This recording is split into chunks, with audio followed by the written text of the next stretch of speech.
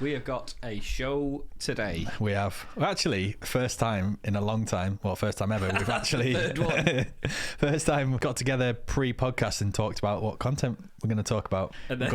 this time we got the old planners out and it's looking good. I'm excited. I'll just open my beer. I noticed you've already opened yours. I nearly finished, mate, yeah. Oh, what a sound. Noise. Hello.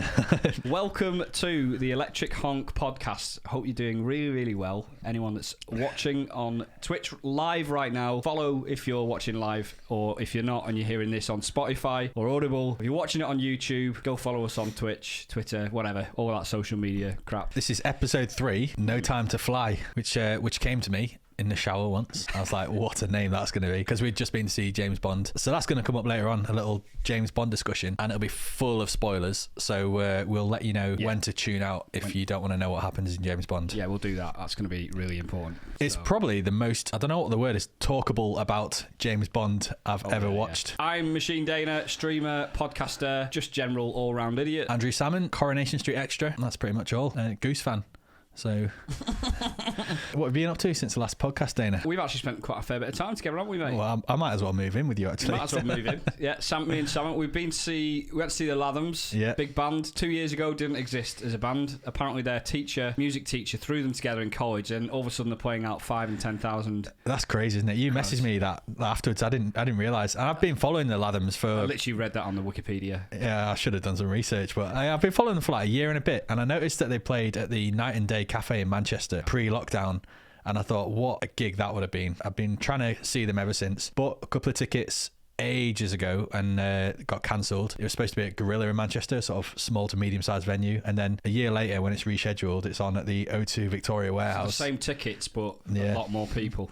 It was a great concert. I really enjoyed it. And it was, what was it, £13.50? Yeah. For a pretty long concert as well, if you include the pre-acts, which we didn't turn up for. Yeah, absolutely. We got absolutely hammered.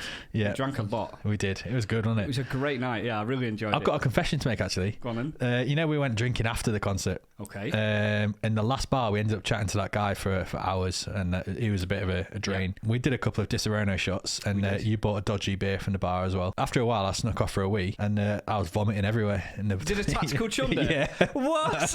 You didn't tell me that. You just came back like nothing happened. It was quality. Actually, I think you might have mentioned it on the night. I'm not sure. Did I? Maybe you mentioned that you felt sick. Yeah. Tactical chunder. Got away with it. Yeah. So good. Noticed something this morning. I usually have toast like for breakfast every day. Right. Okay. Toast. Either jam, peanut butter, mix of the two. But this morning, jam and peanut butter? Sometimes I mix it up, yeah. It's an American thing, I think. Peanut butter and jelly. Jelly, don't you? Yeah, peanut butter jelly time. That's it, yeah. Peanut butter jelly time. Yeah, this time, I think, I can't remember. I was running late. I wasn't eating, didn't have my breakfast normal time, and I had a quick bowl of cereal. And for the rest of the day, just... didn't feel right at all, and it confirmed something to me which I've had my suspicions about for a long time, and that is that I think I'm lactose intolerant.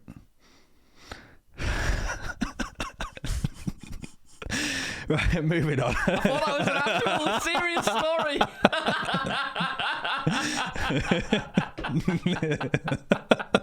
Right, we decided we were going to drop voting on the jokes, but that we might just throw them in anyway, because we thought it was too disruptive to do votes on it and stuff. I had that one lined up, ready to go, and we dropped the dad jokes, and I thought, I'm going to have to get it in anyway. I gave you some homework to do about 6 weeks ago. Do you remember what it was? Yeah, it's come up with a country for you. I can't believe you just remembered that straight away. Good effort. No, I've been thinking about it, and I actually haven't come up with a good enough answer for me to... come back to you on it, really. Right, okay. Have you got any ideas weeks. yourself? So he's got to come up with a country that reflects who I am and my personality and all of that stuff. We talked about this in the first podcast. Salmon used to be Sweden, probably still is pretty Sweden, like quite neutral. No, Switzerland. Switzerland, sorry, not Sweden. You're not flat packed, are you? Actually, funny you say Sweden, because I was thinking of going Scandinavian for you. Really? Yeah, just because. I'm struggling to think of a country, but the situation. Well, there's not many of them. to choose from. No, I mean not just Scandinavia, but worldwide. Okay. But yeah, just because of what you've been through with your furlough and redundancy, and how you've kind of like you've actually done really well out of the situation, and actually I'd say you're a leading example of like modern society. Germany between the 50s and the 90s. Yeah, maybe. Yeah. And the new. Are we saying Dan's the old Germany? Yeah. Fascist Dan. No, so I'll have a further think about it. I didn't forget about it, but yeah, I'll come back to you. There is one other thing I just wanted to mention. It's just something that's been on my list since the last podcast. Yeah. Somebody rode around the south of the UK and they wrote on the cycling app, refugees welcome, in the whole of the bottom of England. Oh, and cool. When we edit this on YouTube, I'll throw up a picture of what it looked like, but it's absolutely brilliant. I thought it was so cool. I've been meaning to tell you, because I know you're a cycling fan. Yeah. And I know you're also, you're quite left, aren't you? Left wing, would you say? Yeah. And I'm left-handed. You're left-handed? So, yeah. Oh my God. Match made in heaven. And do you know where he's from, the guy that did it? Assuming it was a guy. I don't know. No, I just saw a picture of it on like Twitter or something like that. I didn't look into it. I could, but I'm not going to. Because in my experience, I tend to find that the people that live in those areas, especially like in Dover, are very anti-immigrants and refugees and things. And actually, it's more of the people from further away that aren't so affected by it that tend to get like pro, like, well, refugees welcome. For those that are listening that don't know the geography of England, there's a 22 mile gap between Dover and Calais in France. Dover in England, Calais in France. The big white cliffs of Dover, and that's apparently. So they're a lot more closed-minded. You say? I think so. It's quite a rundown town anyway, and I think a lot of the anti-immigrants. You mean a shithole? Yeah, basically. That sort of view comes from those areas, but you could argue that they're the most affected by it because they tend to have to, they'll see them the most often and probably tend to have to house them in those areas as well, or process them at least. So what's coming up in the show then? We're changing the order of the content a little bit this time, so it's going to be slightly different to normal. I'm hoping it's an improvement. We talked about it quite a lot. So coming up in the podcast today, if I do the first half and you do the second half, all right, but we do it that way. So we're going to start with some top shelf. We taste and talk about a new alcohol each week. We normally do that towards the back end of the podcast. We decided to switch it up to the start of the podcast. And the idea is that each of us will bring a new alcohol to the table each week and we'll taste it and we'll talk about the label and just to give you something a little bit different. We're then going to get into what we're now calling the headliner. This is a brand new spanking straight out of the box segment. Each week we take it in turns, choosing 3 dumb headlines from the UK, and the other person then has to choose one of those 3 dumb headlines, and then we delve into it in a little bit more detail in the one that he chooses. My concern is, what if all 3 headlines are incredible? We're going to have to restrict ourselves to one. Can we save the other 2 for the following week or for the following episode? We could. The UK is full of weird news, isn't it? Yeah. That's the idea. It's a bizarre UK news. Then we're going to go into a little bit through what we did last podcast and some of the news from the last 2 weeks. There's some interesting bits that we're going to cover there, but then we'll move on to 2 segments which actually fall on me to produce. Goose News, which is mine every week. It's an easy week for me, isn't it? It is, yeah. You can sit back and relax, mate. Goose News, I've decided to shorten down into much more of a sort of snapshot. I don't want to bore people too much with what's essentially a segment that's only in for my amusement, so we'll shorten that down. I didn't want to say, but I'll just let you run with it, to be honest. Well, actually, I loved the last podcast. It was flying with geese in a V formation. So yeah. I'm pleased. I'm paying for it as well. If the GAT doesn't get you that for Christmas or your birthday, so we're splitting up. Count on me, mate. Okay, thanks. Next segment after that then is called Pork Scratchings, only because we couldn't think of a name. A segment where basically one of us brings an interesting subject to the table and gives a bit more detail about it, and it's the sort of thing you can go to the pub and tell your mates, say, did you know about this? This is pretty cool. And we were calling that pub chat, weren't we? But it was a bit of a boring name. Yeah, so Pork Scratchings, kind of like you sat in there drinking your beer, having the packet of pork scratchings and chatting about whatever interesting comes to mind. So hopefully next time you have a packet of pork scratchings in the pub, you'll think of us. You'll think of what I'm about to tell you later on. Just to round it off at the end, we'll talk about what's upcoming in the next 2 weeks. 2 weeks till the next podcast, which will be on the 4th of Nov. So this is going out on Friday the 22nd of October. We do these podcasts every 2 weeks. I think we get into top shelf now. Yeah. While you're preparing the bottles, the shots, and can I just read out a couple of jokes that Aiden has sent in to us on the chat. Okay, yeah, okay. Aiden. Why do cows have hooves instead of feet? Because they're lactose. That's a nice little segue from my joke at the start. Okay. Yeah, it links. Yeah. I like it. It's like... And why does the Norwegian Navy have barcodes on the side of their ships? So when they arrive back in port, they can scan the Navy in.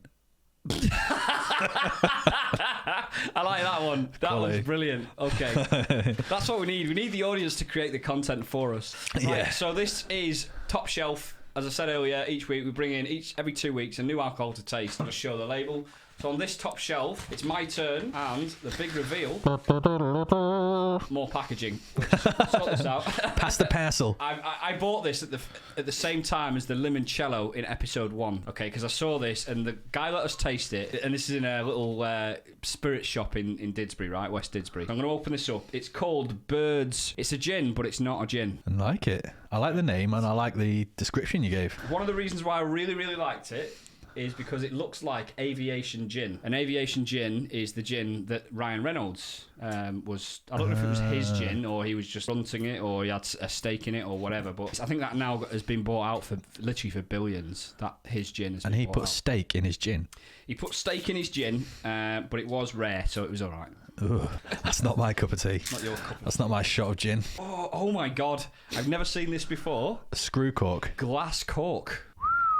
It's got a glass cork on the front of it. Bird is a unique wine-based craft spirit from Germany, refined with 12 botanicals from 5 continents. Europe, so there's blackcurrant. I mean, blackcurrant's a botanical, apparently. I don't know how you define botanical, but Europe, we've got blackcurrant, apple, orange peel. Africa, you've got jungle pepper, clove. America, you've got cocoa shell, angelica, red pepper, berry. Asia, you've got star Anise. and licorice. In Australia, you've got mace and eucalyptus. Mace. It says mace. Yeah. I thought mace spray was like... It's a spray.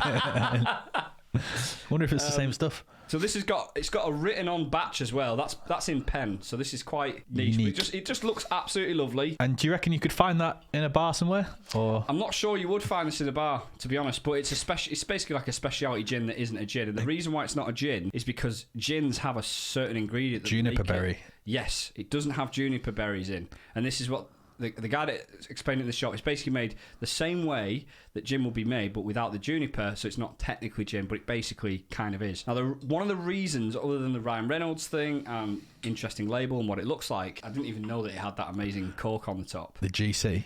I tasted this in the shop. He Yeah. randomly offered it because I was drawn to the bottle. Yeah. I tasted it in the shop and I was like, wow. It just left the most, not necessarily the nicest taste you've ever had, but really complicated, flavoursome, 42.2% volume. So there you go, Birds. We're going to try it now. We're going to crack open 2 shots. Yeah. So is it all right to drink in shots? Did you have it a shot in I had it in shots. It was yeah. a tiny little shot that I had in the shop. Yeah. Just literally a little taster. I'm surprised he's giving out tasters when the bottles are so unique and with handwritten batches on. It literally is a glass cork with a sort of like a plastic rubber ring around the top of it. Oh, I love a plastic rubber ring. Nice. It wasn't too expensive. It was, I say too expensive. For what I've described, I thought this would have been like £30-40. That's what I would have guessed it was that. like £22-24. Wow. So I thought that was quite So it must be reasonable. pretty shit then, actually. So I'm going to pour Salmon a shot. I'll do like a tame one because it's quite strong. Like Yeah, that. absolutely, yeah. Otherwise, you don't want me vomiting on your carpet. It's just clear liquid. Clear lovely liquids. Navy blue bottle. Clear liquids, you're asking for trouble, aren't you? Gee, oh, the smell of it. Oh, my God. It smells like absinthe or something. This is going to fire us up for the stream. Sniff it first, Daena.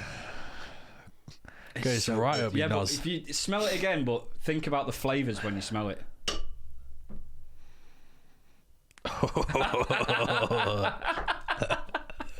Oh my word. Is the sick bucket around? No? Nope. Okay. Cheers, man. Before we drink it, are we now going to be rating these out of 10? We can, and we should also, for process, Retrospectively rate as well. Yeah. Okay, well, let's do this first then. Right, okay. 1 out of 10. Cheers. Cheers.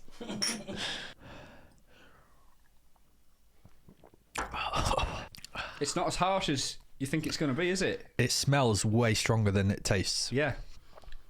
Now, get the flavours afterwards. The aftertaste flavours I thought were like really bizarre. It's quite nice. I think, like you would do a gin, I think I would like that with a tonic, gin and tonic. It's like, Yeah, I'm not sure it's a shottable drink.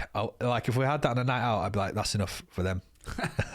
Let's get the Disaronnos out again. Disaronno, yeah. That is Bird's Gin. That's Birds, really... If you're watching, well done for making a wonderful gin that isn't a gin. Yeah, it's a really cool, nice looking bottle. You've presented it well, and it's I like the glass cork and the rubber neck. So what would you rate it out of 17? Oh, 17. No, that's a tricky one. I wasn't prepared for that. You know what? If I was to recommend that to somebody, and if somebody asked me, I'm looking for a nice bottle of gin to buy somebody, I'd probably recommend that instead of gin. Instead of gin? I think, okay. Yeah, if somebody said, you got any unique gins that are worth a good gift, I'd recommend that. So I'd say, I'd give that 7.5 out of 10. Out of 10, okay. Yeah. What about out of 17? 10. Whatever the maths is on that. It appeals to me because it's so different, but it also doesn't taste rank on airwaves. See what I did there? Airwaves. Nice, yeah. Yeah, okay, good, yeah. That's literally we've just made content for a single user. Yeah. Pete. I think I'll give it a 7.9 out of 10. Just below an 8. Yeah, okay. I do get the impression you like it slightly more than me, but I would definitely not refuse that on a night out unless it was like the second or third shot of it, and I'd be like, maybe not. Okay, well, now we're fired up for the stream. Yeah, we're on to the headliner, which is also my segment. It's at this point we'd probably do like an audio stinger on the... Yeah.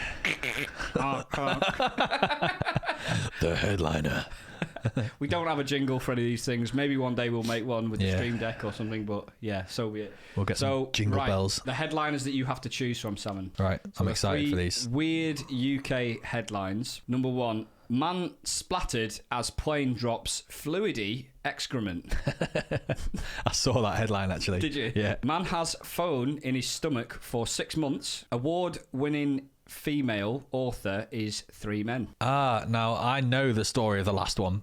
Okay. I do not. It was a genuine news article that, as well as ticking the box of the weird news, it was actually a pretty cool story as well. So we'll leave that one. Okay. I'd seen the headline of the guy that had shit sprayed all over his back garden. So I'm going to go with the phone. The phone one. Yeah. Man has phone in his stomach for 6 months. Right, I do need to Google this. I'm just thinking that the only scenario that should ever happen is if you're trying to smuggle a phone into prison or something. He might have put it up his bum. He might have gone too far. That shouldn't be happening, should it? Shouldn't be. It shouldn't be. At the very least, you'd tie some string around it so you can pull it back out again, wouldn't you? See if I can find this. And if that did happen accidentally, you wouldn't wait 6 months. Well, you might not know that it's there. Oh, if you put it up your bum. Yeah, you exactly. probably know. You might not Unless know. you was absolutely hammered. Somebody's calling you, and you're like, where the hell did I leave my phone? Can you feel that vibration? Oh, my stomach feels dodgy.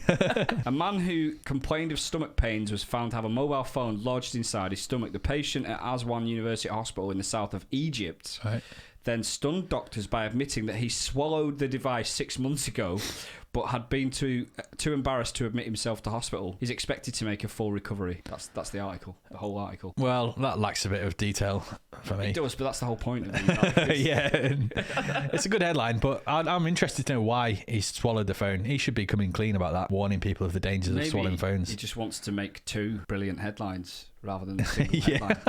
Because there might be a really good... Why is he swallowing a phone? Yeah. Surely he's at risk of choking it as well.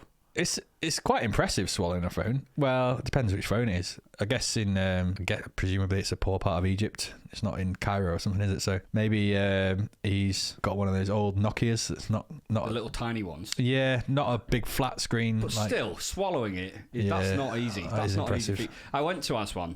You've been? I've been to the Aswan Dam. Oh, right. Like the famous dam there. Oh, is it a big place then? Fucking boring. But it's, I went on a cruise down the River Nile. Wow. And funny story, actually. I ended up getting trapped on an island. In Egypt? On the Aswan, on the Nile River? On the Nile River, yeah. Near Aswan Dam, we got trapped on an island. What, we or just you? It was me and ex-missus at the time. Yeah, how'd you get trapped on an island then? Because basically the boat just fucked off without us. They took us over to the island. They said be at a certain place at a certain point, and they just fucked off without us. And what was on the island? We were absolutely shitting ourselves. We didn't know where we were. We didn't know what was going on. And the boat, we were on a boat tour. Yeah. The whole holiday was a boat tour. So it's not like we could go back to the hotel or anything. Yeah.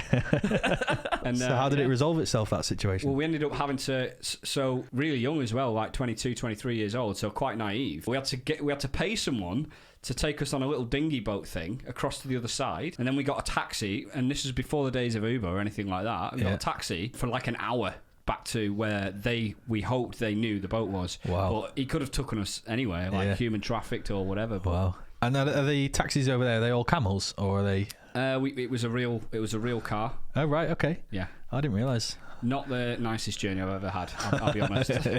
So yeah, that was the headliner. Yeah, I could have chosen the other ones, but I was semi-aware of one of them and I was fully aware of the other, so it had to be the phone, I'm afraid. Yeah.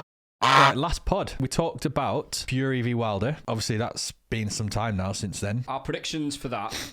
We both went Wilder, didn't we? Both went Wilder. And the reasons, I thought they were pretty solid reasons. Yeah. Fury did come in heavier and he did look out of shape. And he even admitted that he'd not prepped that much as well. Right. Wilder came in quite heavy as well, but he still looked in good shape. Yeah, absolutely. He always looks in good shape, to be fair. But I think it just goes to show with something like boxing, sometimes it's not just about fitness, technique and strategy and just the raw slugging about it. I don't know what it is. Just Tyson Fury's got that in bucket loads, hasn't he? we both said that he would win. We were both wrong about that, but I distinctly remember saying this would be a fight for the ages, for the history books. Yeah. And a lot of famous commentators came out and said exactly that. 11th round stoppage and a knockout for Fury. It just shows that a lot of the major boxing commentators and pundits do get their news from our podcast. I think so. If they want it hot off the press, it's got to be, or the most ridiculous off the press. Yeah. Like a headline.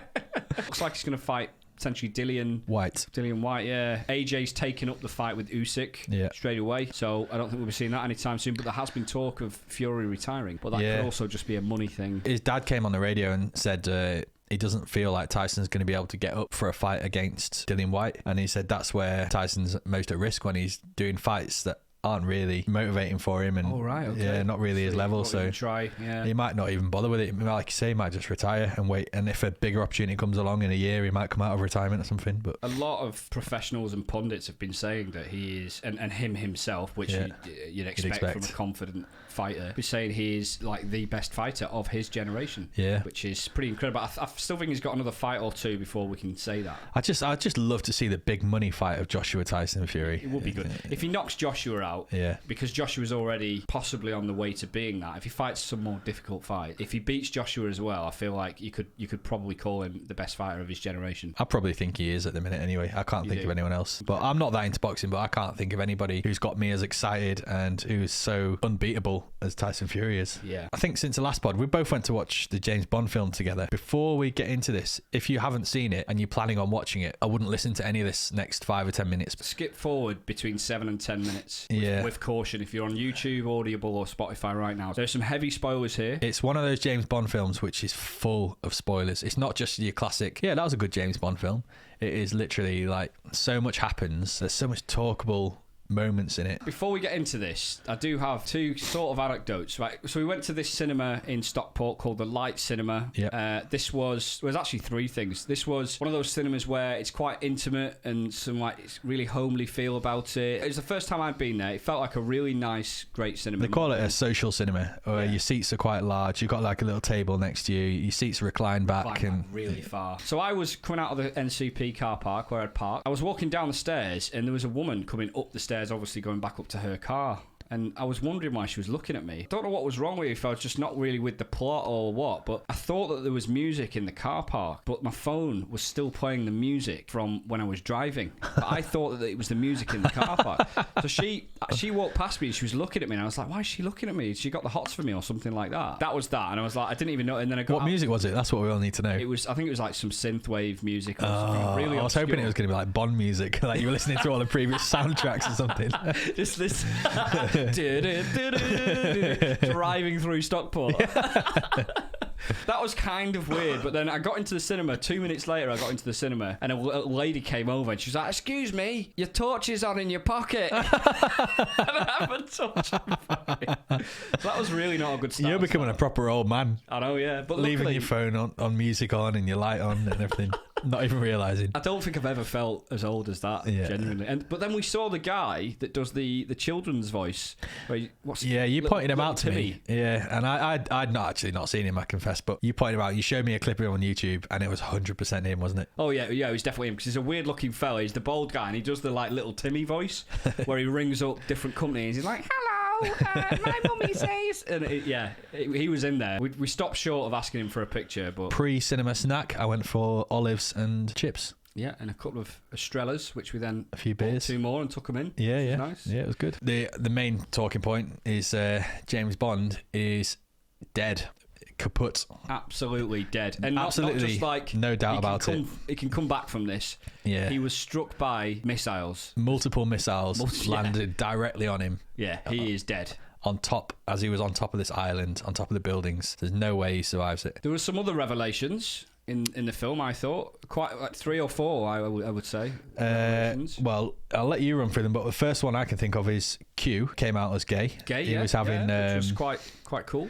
It's quite apt, really, because when you think he's part of the LGBTQ community, clearly he is, because his name's Q. Yeah, I mean, you make a great point, and I think it's fairly obvious. We should have known it all along. We should have known it all along, and I think that's probably how most people decide it, isn't it?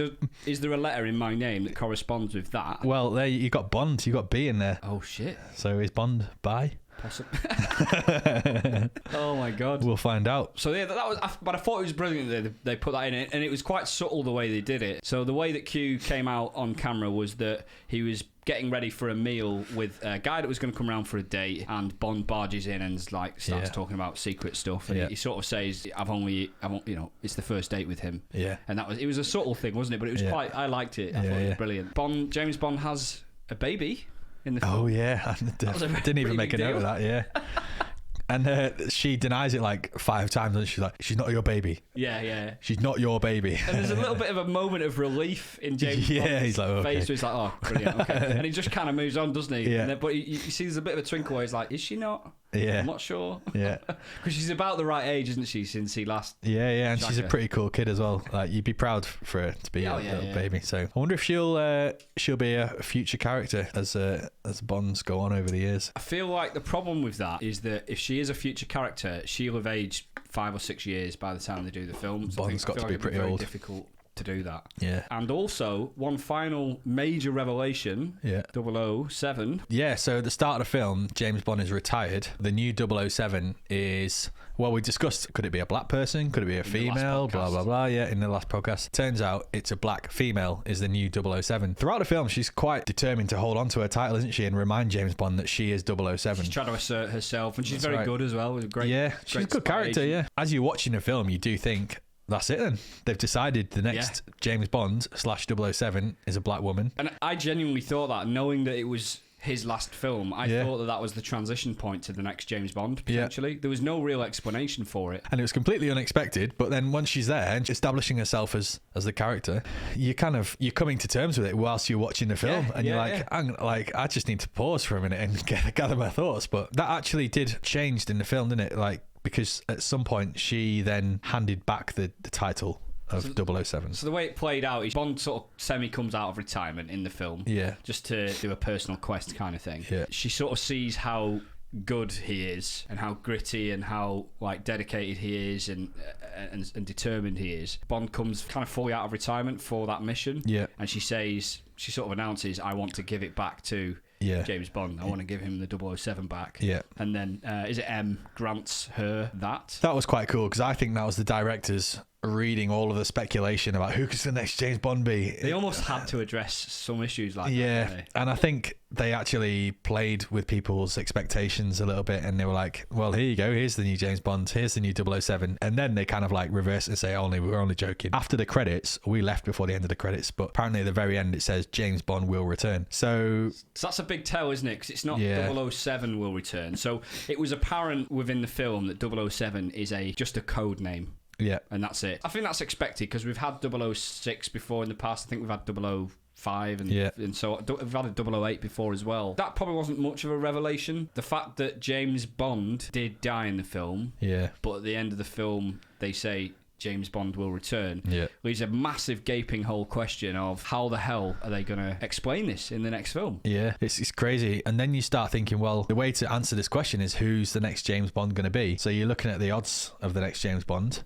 I actually had a look this morning. The current favourite is Richard Madden, who played Rob Stark in Game of Thrones, and he was also the main character in Bodyguard, which is BBC drama, which is really good. He's the new favourite. Yeah, he's not been favourite for long. No, he's only just taken it over. And the thing is, he's 35 years old, so you're talking about Bond still in his early to mid career. Like, it's not an old Bond, it's not a junior Bond, it's just sort of like... go for like the 40 to mid 40s. Yeah. 15, 20 years. Yeah. So I don't think they're going down the route of like a very, very junior Bond, like first day at work, sort of like, let's go back to see how he was. So we talked about this, didn't we? We thought, like, what are the different... How can they transition to the new James Bond? So there are a couple of different like key theories here. One theory is they can literally just run the next Bond film and not even explain it. And that's been done before many times with characters, not necessarily Bond, but with different characters in different series where they just... I think Doctor Who, yeah, I never said Doctor No then. But Doctor Who's one of them where they don't explain it, they just... rejuvenate. Exactly, yeah. So another one, often they'll do like prequels, and one of our theories was that maybe they'd go back to when James Bond first got into MI6. Yeah. And I thought that would be quite a cool way of reinventing the series, but if he's in his sort of mid-30s, it's very difficult to do that. But I think the bookies' odds are never actually... They know as much as we do, really, in terms of who the next Bond's going to be. I actually read the same theory that the next James Bond could be like a very junior James Bond starting out his first day and things like that, and covering a bit more of his backstory. You know how like Kanye West has recently shortened his name to just like Ye or something? Yeah. Well, they were thinking like for James Bond, like calling him like J-Bo or Jimmy Bizzle.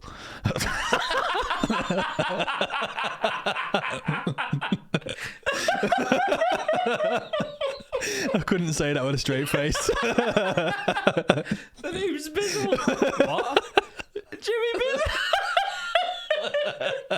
Jimmy Bizzle. It really takes the edge off, doesn't it?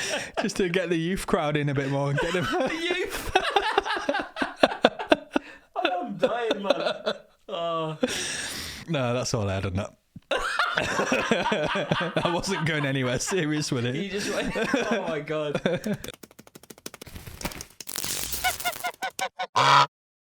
The only other thing to cover from the last pod is we talked about Newcastle and the Saudi takeover. Possible takeover at the time. Oh, was it? It hadn't even happened yet. It wasn't confirmed, right. I don't think. Okay. And we talked about whether Steve Bruce would hold on to his job, which was quite unlikely. And then actually, one of the first things they did was tell him he's going to be in charge for the next match. Right. So he kept his job for a game. They lost to Tottenham 2-1 or 3-2 or something. You got the feeling that Steve Bruce knew his time was to go. Apparently he's had a huge payout because he's just been sacked. They've got an assistant called Graham Jones who works with Gareth Southgate in the England team as well. Apparently he's really good sort of like tactically and a good coach. So he's taken over for a while, but he's not their long-term hope really for the manager. So it's really who's going to be the next manager of Newcastle. I don't know if they've got really that many options. I've looked at the betting for it again. I think they're in a tough place because they're in a relegation zone, so they're going to struggle to get a huge name, and they kind of need like somebody better than Steve Bruce who's going to take them to mid-table. Yeah. And then after they've settled in mid-table, then they can sack them and get a big name in and some big signings. And the current favourites are Frank Lampard, Eddie Howe, the old Bournemouth manager, and then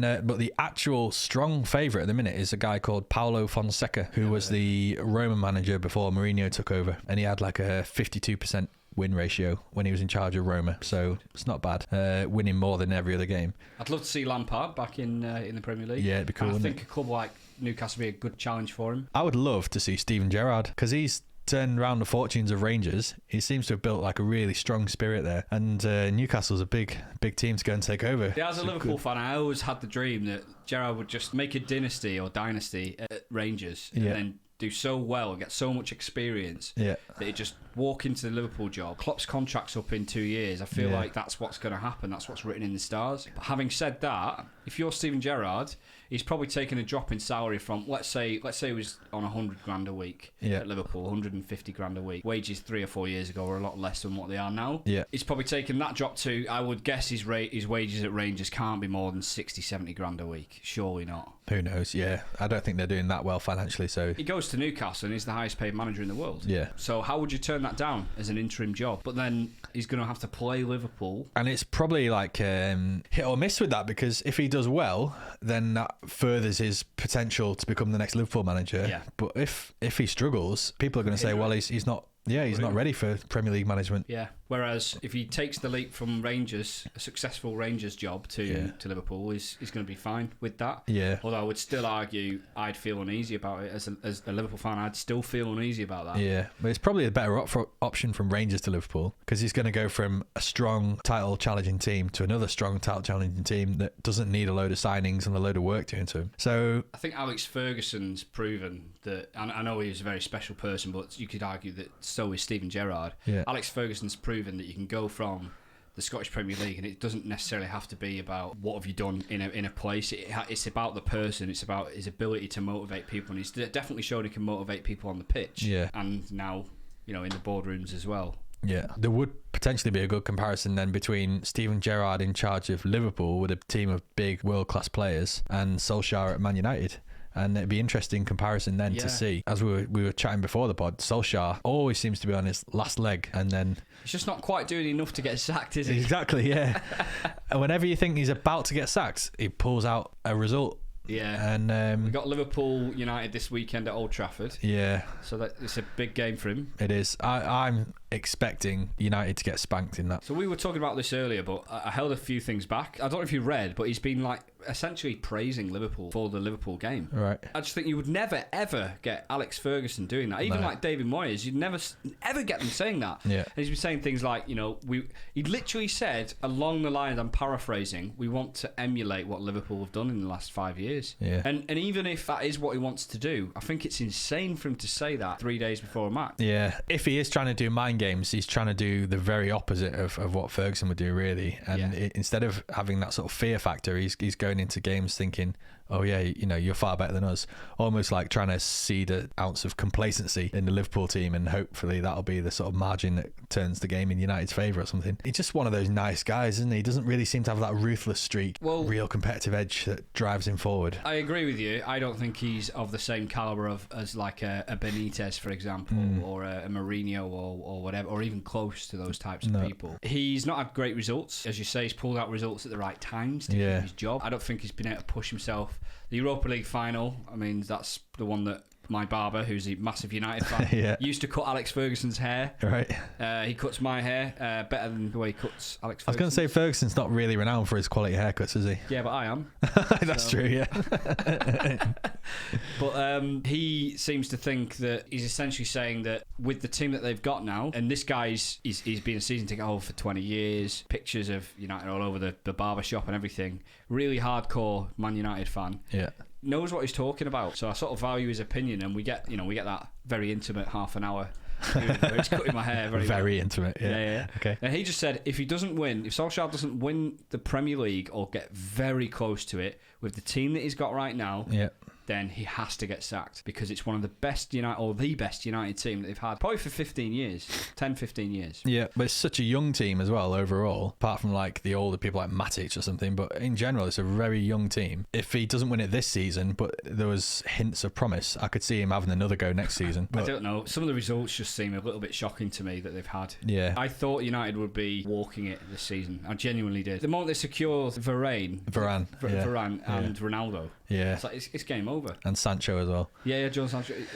It's ridiculous. Yeah, I think losing heavily to Leicester, 4-2 or something in the end, and United's 2 goals, I can't remember the first one, but the second one was like a long ball from the centre-back through to Rashford. Just showed that Brendan Rodgers is actually a really good manager. Oh, he is. And he's coming up with a Leicester team against Man United's all-stars and comfortably beating them 4-2. Leicester played really well as well. I think Brendan Rodgers would be a great manager for any other team, to be honest. He's been linked with Newcastle. Yeah. But it's too early for him to go below his current level, I think. If he got the United job, it would not surprise me. I don't know how United fans would feel about that, but I actually think he would suit the United job as well. Potentially, yeah. It's just the fact that he's an ex-Liverpool manager, isn't it? Yeah, exactly. It's literally almost rules him out from it. Yeah. So it remains to be seen what happens with Solskjaer. Personally, I don't think he's going to last the season. I think the January transfer window will see a change of manager. January? So soon? So soon. He's on like a 4-year contract though or something. So, is he? Yeah. Oh God, I think they gave him a 4-year contract after last season when they thought he'd done pretty well. So I think he's got a fresh 4-year contract. I think they'll definitely give him this season. If he finishes outside of Europe, he'll be gone. I think if he finishes in Europa League, they'd probably keep hold of him. Maybe Europa League, serious? If he doesn't come in the top 4 with the team they've got, Jesus Christ! Because they're young. I'd be livid if I was a United fan and he finishes 5th place and keeps his job. Yeah, but when you look at the top 3, at least, you got Liverpool, City, Chelsea. Like, it's going to be hard for Ole Gunnar Solskjaer to take that team up. He's got the best player in the world. He's got one of the best centre-backs in the world. He's got arguably one of the best keepers in the world. Yeah. He should be finishing in the top 4 of the Premier League. It takes time, though. It takes time. Although, mind you, Tuchel at Chelsea didn't take very long to win the Champions League and compete for the... Klopp didn't take long to win the Premier League. Yeah, didn't do it in his first season, though, did he? Well, no, he didn't, but he had an absolute shitbag of a team to work with. Yeah. We'll see what happens with it. I think he'll keep his job for the whole season, at least. We are known for our predictions. I know, yeah. At least we've got different predictions this time. I know, yeah. So one of us has got to be right.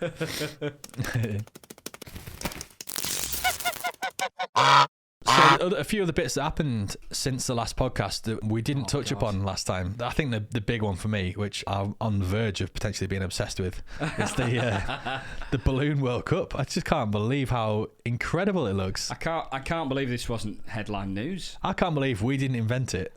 It looks so good. Yeah. The Balloon World Cup. Explain it, Salmon. So actually, when you look at it up online, a lot of it's in Spanish. I think it had like a Spanish TV sponsorship. You have to be Spanish to play it. You don't, although the winner was Spanish speaking, is from Peru, I think, in the end. But no, it's a World Cup, so everybody's free to enter from all different countries. Gerrard Piqué, the Barcelona defender, he was instrumental in creating this competition. No. Yeah. No way. He's massively into his ex-Man United. Yeah. Flipping heck. So he's into his like strange sports. He's currently redesigning the Davis Cup in tennis, like trying to make it more watchable and viewer friendly. I've always said the Davis Cup is totally unwatchable. I think a lot of people have said that, to be fair, which is why he's so involved in it. But the Balloon World Cup, I don't know if you've read about this. It started during lockdown when some Americans were uploading their games that they were playing in the living room on TikTok, where essentially you've got to keep the balloon in the air. So you slap the balloon, and then whoever's go it is next has to keep the balloon in the air before it touches the ground. They were uploading all their videos on TikTok, and they were getting... I guess they've got to hit it upwards. They're not allowed to hit it down. Yeah, I haven't actually read the rules, but... Because it seems unfair to just slap it into the ground. Yeah, or just like tap it when it's near the floor. Yeah. I reckon you have to hit it at least horizontal or upwards, from what I've seen in the footage. They have arenas, don't they, with like cars and couches and all. Yeah, so I think because it started from these people at home during lockdown in their living room playing with it, they've taken that idea and run with it. So you're in a four-walled...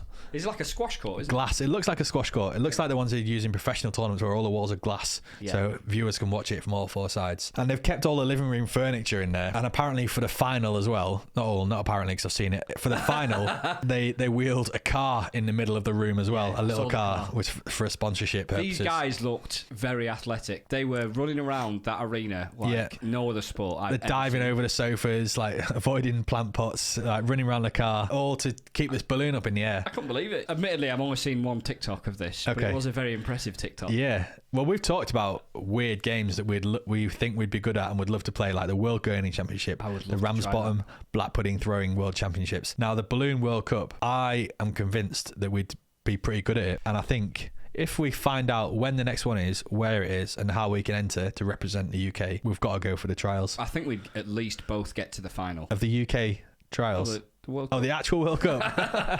And I was looking to trying to find out when the next Balloon World Cup is. And it's every 4 years, right? Well, yeah. So there's rumours about it being every year. I don't think it's been planned. Vicious rumours or mainstream media rumours, right? Of potentially, like, due to the success of it, the follow-up sort of social media success after it finished. Could they do it every year? Although the Twitter account for the Balloon World Cup has hinted at Paris 2024. Ooh, okay. So is that every 3 years, potentially? They might just be trying to align it to the... Yeah. So we might be heading to France in 2024. I'm down. I'm well up for this. And I genuinely think that we've got...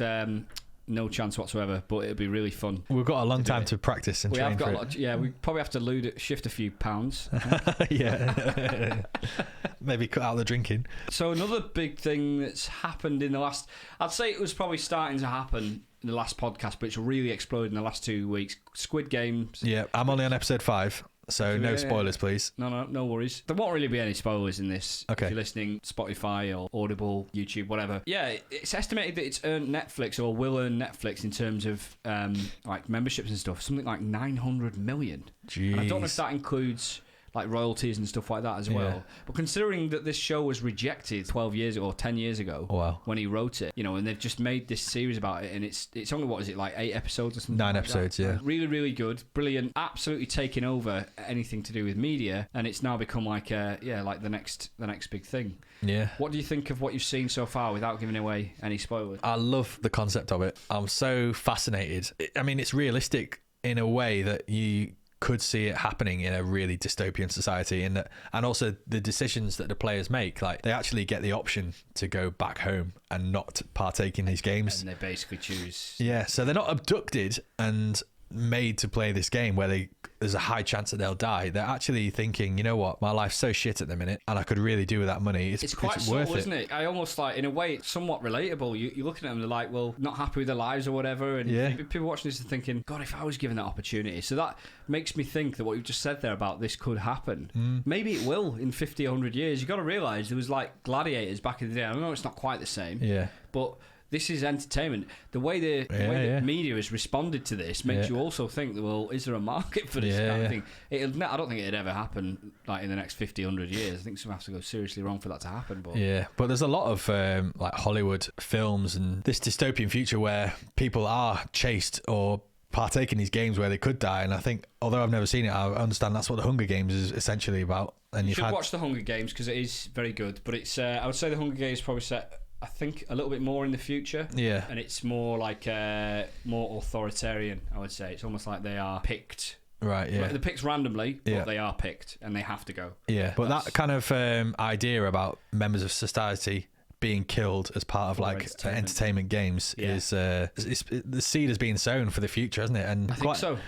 What annoys me about all these futuristic films and things, it's always about a really depressing future. When was the last time you watched a film or read a book about the future where the future was like beautiful and everyone was really happy? Yeah, I don't know. I mean, I watched Elysium, the film. Okay, I've not seen it. It was pretty good on the spaceship, but on Earth it was just barren. Terrible. Well, I was in terms of Squid Game, because you recommended it to me, and obviously I'd seen that it was like #1 in 90 countries around the world and it had broken records. But you really needed just me to say, look, spend your time on this, Salmon. Yeah. Well, sometimes the close friend's recommendation does push you over that sort of like interest level. It was mentioned at work, actually. One of the guys said, has anybody been watching it? And only about 2 or 3 of us had. And when we discussed about what the actual storyline was, somebody who hadn't seen it said, bloody hell, if that was filmed in, because it's filmed in South Korea, isn't it? South Korea. Yeah, so he was saying, bloody hell, if that was filmed in North Korea, that'd be a documentary. We all had a bit of a laugh, but I've actually read since then that in North Korea, they have allowed their population to watch Squid Game on the basis that it shows what capitalism is doing to society outside of North Korea. So North Korea are the communist? Is that right? I think so, yeah. Well, I'm sure they are. Yeah. Communist. Yeah. And they are famous for controlling the media, aren't they? Absolutely. And like really ring fencing what their citizens are allowed to watch. So it's quite a big deal that they've allowed their citizens to watch this. Yeah. So you hear news reports and you don't even know if it's true or if it's a joke. But like when the Football World Cup's on or something, like they don't show some of the games and then they report that North Korea won the World Cup or something like that, and you don't actually know whether it's true or not. But that's the sort of view that we've got of North Korea, that their view of the outside world is so restricted that only certain bits of the internet are allowed through. For them to actually say, yeah, you can watch Squid Games, will allow that for our population. I think it serves twisted it. It does, yeah. Kind of agendas. The narrative, yeah, absolutely. So we talked about this before the pod, and you told me about that briefly in the car on the way here. I watched a short video. It's a cartoon, quite a famous cartoon on YouTube. The guy's got a couple of million subscribers. Yeah. And it was a cartoon of Squid Games, but he basically pokes fun at it. Okay. Takes the piss out of it a little bit. When you said that, I'd watched it today. Literally, I'd watched this cartoon today. Okay. And he takes the piss out of Squid Games, but it's the North Korea, it's Kim Jong-un or whichever one it is. Instead of fighting for money, they're fighting for food. All right. The big golden... Yeah. I don't think I'm giving away spoilers here, but there's a big golden piggy bank. Money bank. Yeah. Piggy bank in the sky, and they're all fighting for and the money drops in. Yeah. But instead in this cartoon, it's like bones and food that drops in. One big piss take of North Korea. Yeah. In this, so I'll recommend it. That's funny really though. Funny. Like to take Squid Game and poke fun at North Korea when actually North Korea are saying, hang on a minute, this is society outside of here. Look at what happens when you've got a full-on capitalist society. People get so desperate for money that money becomes more important than life, and that actually they know that there's a high chance that they're going to die, but it's worth it to try and get a huge sum of money. I think to be in that situation, you're essentially saying, I don't really care about my life at all, and what I've got to gain far outweighs what I've got to lose. Yeah.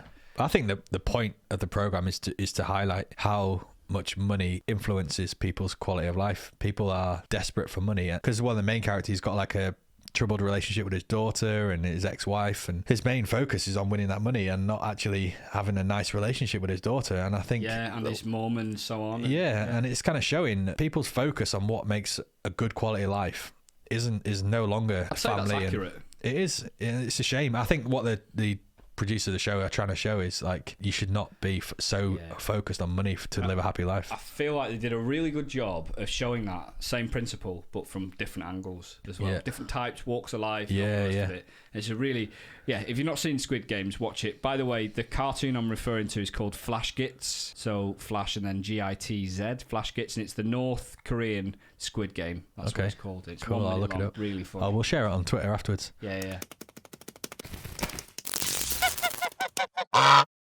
That brings me on to Goose News. I'm not doing a jingle this week because I'm out of ideas. Right, no jingle. I'll let you do a jingle. Did I leave the jingles in last time? Yeah, you did. Yeah. If you want to do a jingle, you're welcome to. Goose News. Honk, honk. It was a collaboration. Yes. Goose flying upside down was showing off to friends, say experts.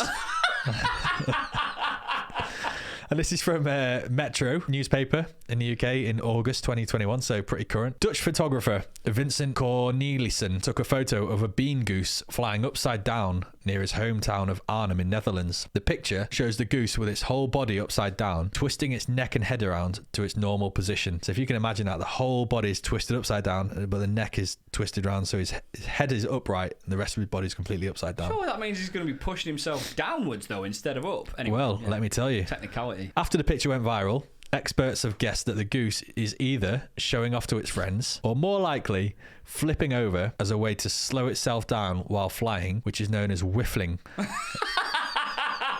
So you little whiffler. So you were onto something, Daena, because according to Science Focus, whiffling is a technique that is used to allow geese to lose speed and land more quickly than if they descended the right way up. Other science experts believe that whiffling may be used among geese to help them avoid predators or spot food more easily. That's actually brilliant. It makes sense when you put it like that. I mean, the flaps of an aeroplane wing open up to get more air drag and so on. So great photo, which we'll share on Twitter after the show. It's an incredible photo. Some experts said he was just showing off and doing it for fun. Other experts are saying it's an actual genuine technique of slowing down and coming to land. For that explanation, you never cease to amaze me with the bi-weekly Goose News that you come up with, man. It's pretty cool, isn't it? You think that the material will be quite dry, but it's fascinating stuff out there. We've got a long way to go with this. Pork scratchings.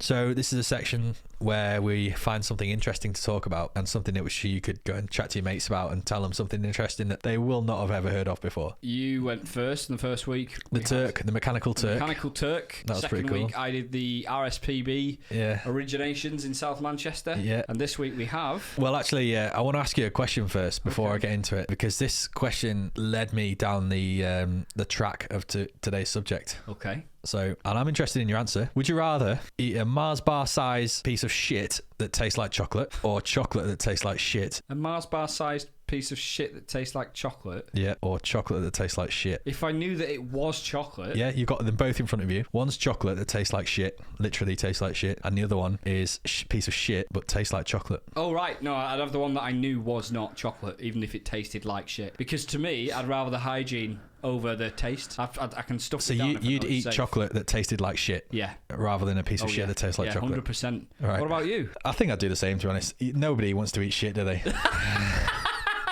Or do they? Or do they? 2 girls, 1 cup.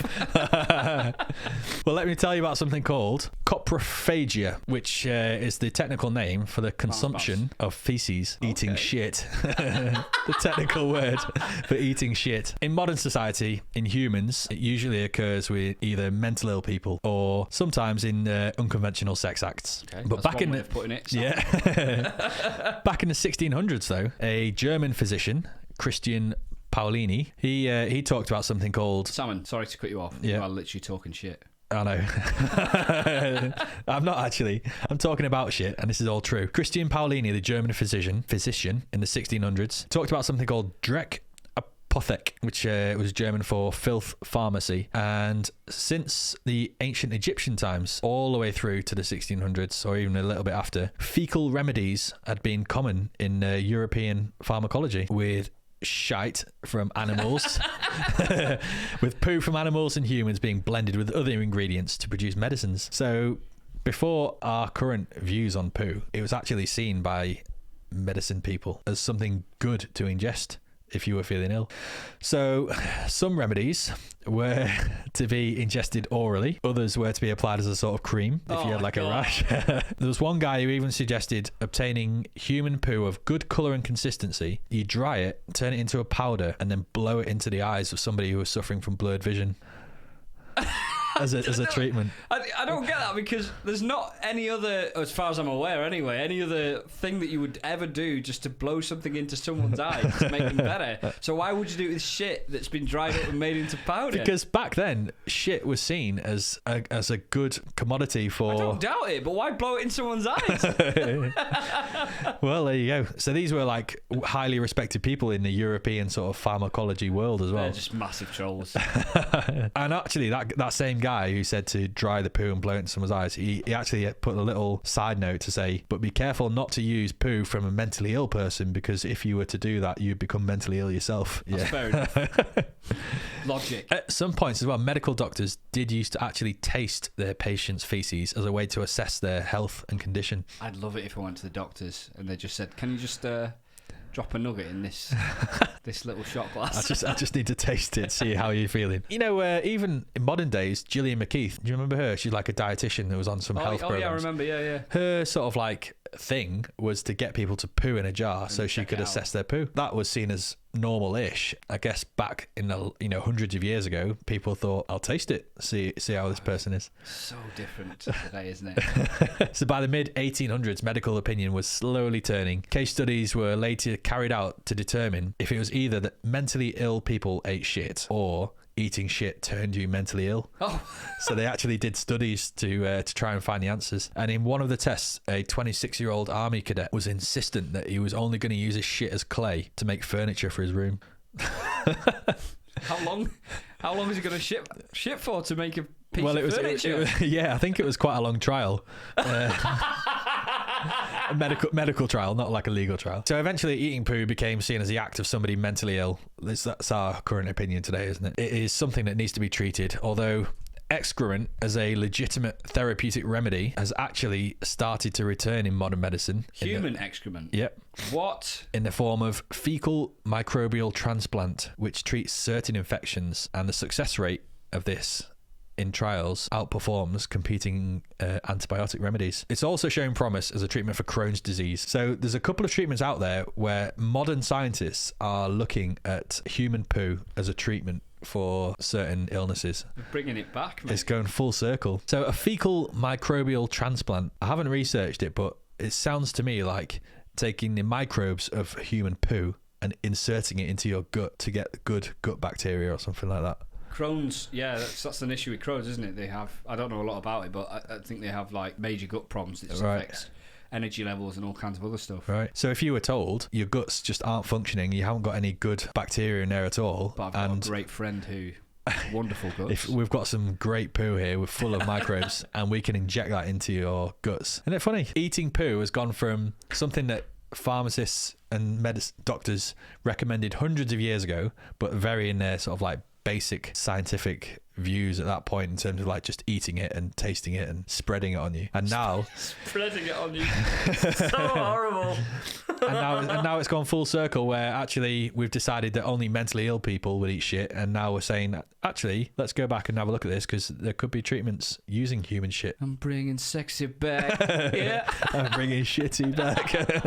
Coprophagia is what it's called. Just shows with the question at the start saying you would definitely not eat shit, shows that you're definitely in the current mindset of our society today. Our society. Our society, yeah. I can't remember how I found the word coprophagia. I think I googled like... You probably just smashed your head against the keyboard. Yeah. And that's what came out. I'm really looking forward to what you come up with next. Thanks. I don't know if I could top that next week, mate, to be honest. Between now and the next pod, it's obviously hard to predict the future, but there's certain things that are in the news which look like they could be brewing. One thing I wanted to talk about was the Queen. She's 95 years old. She's being admitted to hospital recently this week. She stayed overnight in a hospital. It's a hallmark of it being a little bit more serious when you're staying over for viewing, as it were. Yeah. Her husband died last year. What was he, like 99 or something? Yeah, I can't remember. I'll be honest, I don't follow royal family news I don't really very closely either, to be honest. But the Queen dying is obviously big. Big deal.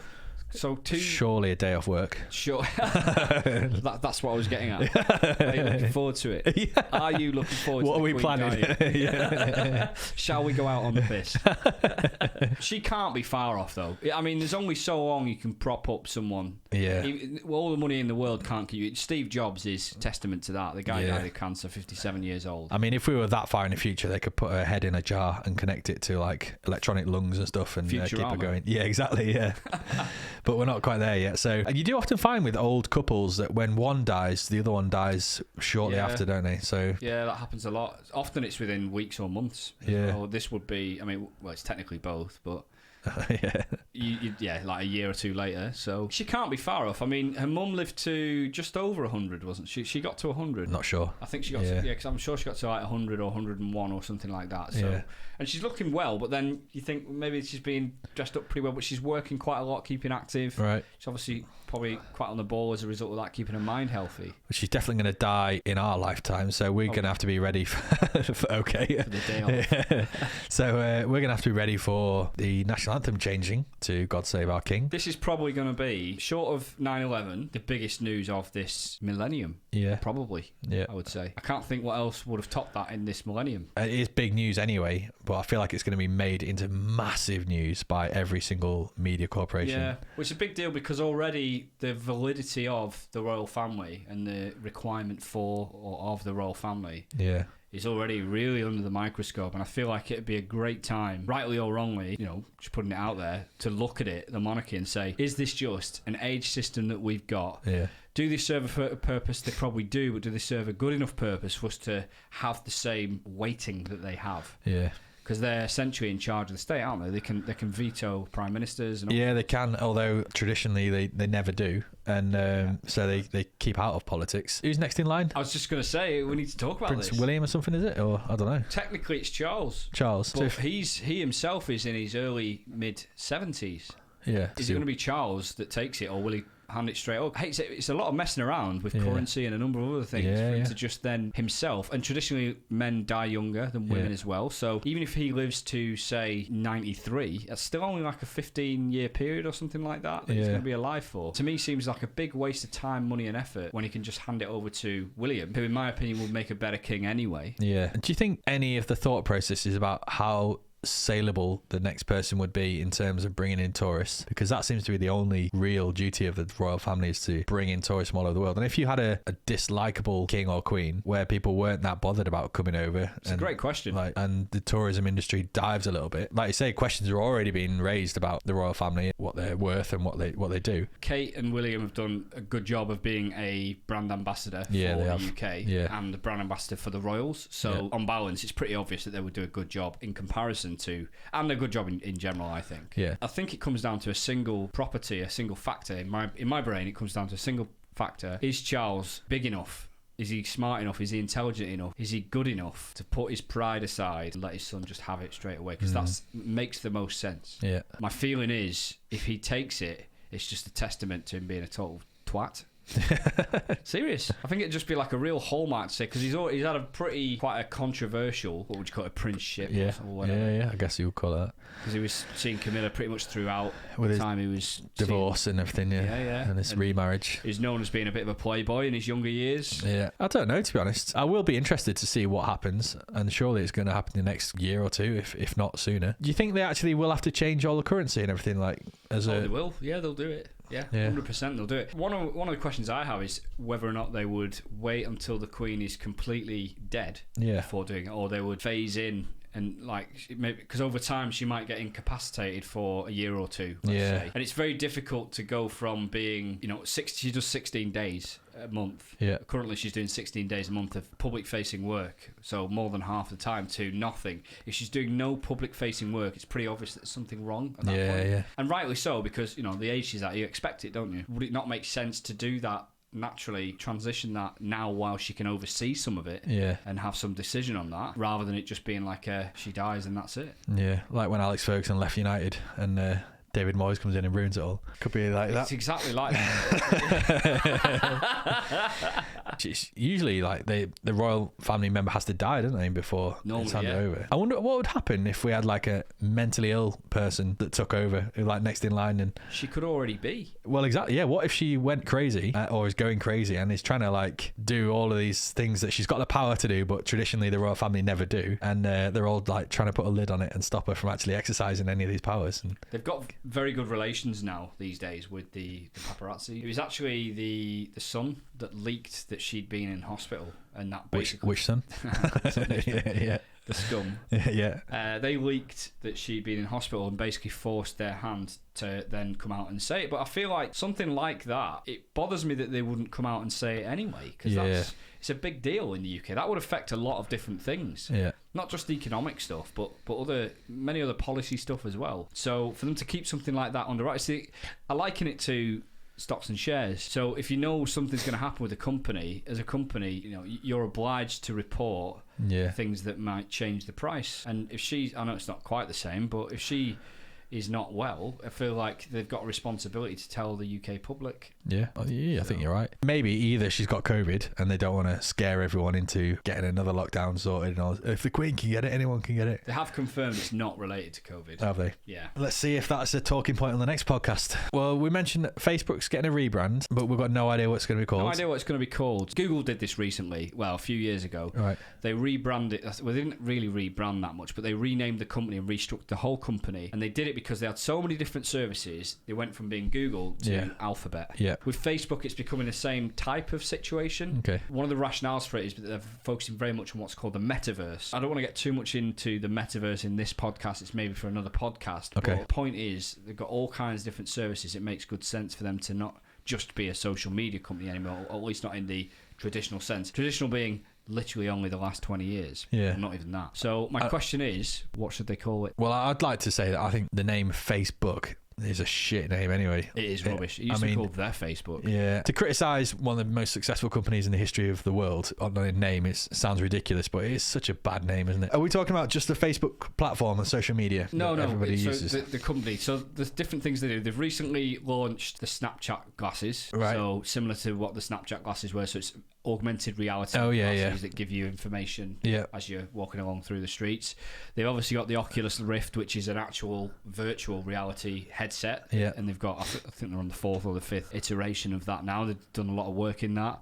So there's obviously social media. They're an advertising company. They've done a lot of internet stuff, so spreading the internet throughout the world, particularly poor places. Yeah, that's true. A load of other stuff I've missed out. AI. And they own WhatsApp as well already. Communications as well, yeah. God knows what they're going to call it all. I reckon they'll go down the same route that James Bond are thinking of going down. So they'll probably call it like Facey B or Facebo, F Bizzle, F-Bo. I feel like they would probably call it something to do with the metaverse. They're trying to align it to like hijack the word internet somehow. Something net. Not Skynet, because it's too evil sounding, but like something Skynet like was like a really old browser or something, wasn't it? I'm sure it wasn't Skynet. Like, was it not like the old from one of the RoboCop films or something? And it was like one of the the bad companies that we'll have to look it up. True robots. Maybe. Have you got any ideas what they might call then? Any names or? Actually, what is a metaverse? Tell me that first. That's probably for another podcast. That's a long one, mate. Not even a one answer. Metaverse is where a number of different things start to collide. So cryptocurrency, gaming, virtual reality, augmented reality, social media, all collide into one thing where you can walk into it and have essentially a whole new world. Yeah, I see. It's linked to financial systems and everything else. Have you seen Donald Trump has set up his own social media? Truth Media. This is a big deal. This is due to launch imminently. Is it? Yeah, it's not out yet. Are you going to sign up to it? I feel like... Do we not need an account on Truth Media? Because we only speak the truth. The shit truth, the whole truth, and nothing but the truth. Literally the shit. Yeah. He was a massive advocate for truth. He was a massive advocate for, I don't want to say quality news, but for factual news. The whole time. I'm sure he bent some of the rules himself for his own agenda. Yeah. But he continually banged his own truth, I think. Yeah, well, yeah, his own version of it. Yeah. So, is it even possible to have a social media where there isn't fake news everywhere? That's it, yeah. I mean, is he not going down the sort of like fascist route of saying, this is the truth, don't believe anything you read outside of this world, you know, this is the truth, and don't just follow us blindly, don't question it. You're here because this is the truth. I feel like he's missed a trick by launching it himself. I feel like he could have collaborated with a company like Google or someone like a major company that already might be operating either in the space or next to this, parallel to the space. It would give it a lot more validity. But for a guy that's got no real experience developing a media company or a social media company, and the other companies that he has developed have been broadly unsuccessful in terms of financial success, I feel like it's doomed to fail. Yeah, I feel like that. Like GB News, we had started up in England on the Sky channel, and that is quite close to failure already, I think. Yeah. That's a right-wing TV show, and I suspect Donald Trump's Truth Media is going to be quite right-wing biased anyway. Actually, just before we finish on this, I read today that Twitter have done a survey, their own in-house survey. Survey's not the right word, maybe like investigation, and they focused on 7 countries around the world, big countries, and they note in 6 of them, Germany was the only exception, they realised that there was a strong right-wing bias in the Twitter atmosphere, whatever you want to call it, in all of these 6 countries, including the UK and Canada and France. And it's funny that Germany was the one exception, because Germany just had their elections and actually voted in a left-wing party. So that is interesting. Yeah, I'll have a proper look at the report and see if there's anything more in detail we can talk about next time. It also shows as well that something we've known for a long time, but the owners of Facebook and Twitter, if they wanted to, could quite easily handpick who they wanted to win every election around the world. And sort of manage it. Yeah, we watched Cambridge Analytica talk on this, didn't we? Yeah, we did. Was it about an hour? Yeah, about a year or 2 ago, and it was an incredible talk that we watched, all about the corruption with that data. Yeah, and the personalised adverts that persuade people to vote one way or another. Yeah, without them actually realising it, all the subconscious. To end on a high note. Yeah. We don't have a vote on the joke off, so I think we've just got to take another half shot of this, mate. Yeah, okay. Maybe slightly less than half, 40%. 40%. 42%. Yeah, 42% shot. Another shot of birds. Cheers. You're going to go cheers out of 10? Cheers out of 10. Cheers, guys. If you made it this far, we're at the end of the podcast. Thanks for listening. Thank you very much. We'll be back again on the 4th of November? 4 Nov. Aren't we busy on the 4th? 5th of November. The 5th, right? Okay. I think we've got Milburn tickets in Leeds. Yeah, and then the day after we've got something else, haven't we? What, on the 6th? Yeah, I'm sure there was 2 dates in a row that we've got 2 different concerts. No, one's in November, one's in December. Oh, right, okay. Lancashire Hot Pots is in December. Lancashire Hot Pots. Chippy tea, I want a chippy tea.